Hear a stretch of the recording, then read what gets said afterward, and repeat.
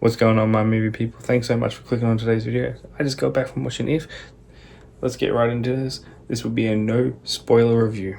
It was written, directed, and produced by Krasinski. This film features an ensemble of cast, including Cailey, Fleming, and Reynolds, and many, many, many more.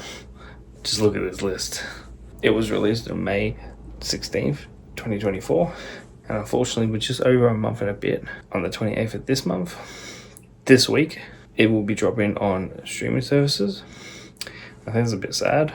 Not like the movie we reviewed last week, which if you haven't checked it out, it's here or definitely down there. $1 Million Baby. That movie was in cinemas for 6 whole months. Granted, streaming services wasn't around back then, but I think that's just a state of where we are right now, and it's very unfortunate. Because this film had a budget of $110 million, and so far has only made $181.3 million. But none of that mungo jungo. This film starts showing us that B, our main character, is suffering a lot of trauma in her life. I think the big cast was pretty good.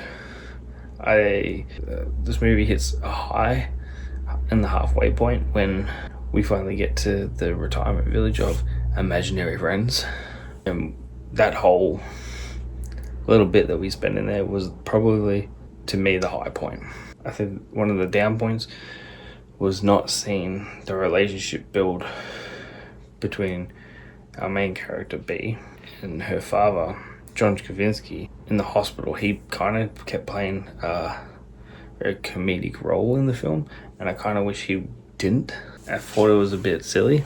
I kind of wish we saw more of a bonding experience between a father and daughter to make what happened later on in the film more impactful. The high points are the IFs, which stands for Imaginary Friends. Steve Carell voices our main character Blue, who I kind of just want to cuddle. He gives that vibe of I just want to cuddle him. I thought he was going to be more of a featured point, but he was only in a little bit of scenes, not many. And that's kind of unfortunate, because the trailers made this movie look a lot better than what it actually was. By the end of it, I just had more questions than answers. I think the story of B seeing all these imaginary friends and having to rehome them to new kids had the potential to be a really good story. However, you see one scene of her and this little boy who's in hospital with all the imaginary friends, and that is it. And I think we could have done much more world building with him. You have all these amazing cast of heaps of characters, heaps of people voicing these characters, going to pretty much nothing.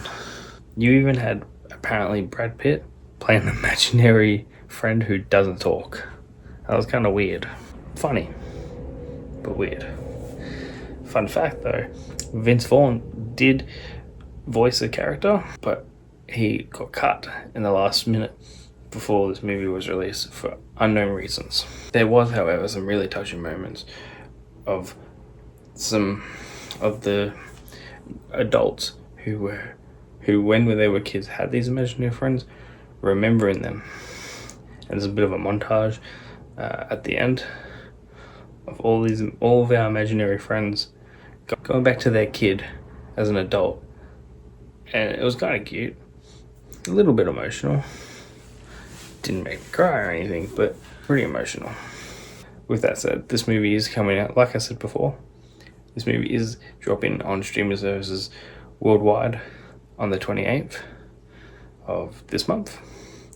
If you have yet not seen this film, I recommend you go out of your way to watch it, whether you watch it at home or in the cinemas. I'll leave that up to you, but do go watch this film. You'll have fun. My ranking for this film, I'm going to give If a 4-star rating. Thank you so much for watching this whole video. If you made it to this point, if you think I've earned it, please hit the like button. It helps me out and it helps YouTube put this video out there so other people will see it. But until next time, be well, be safe, have yourselves a great week. I'll catch you soon.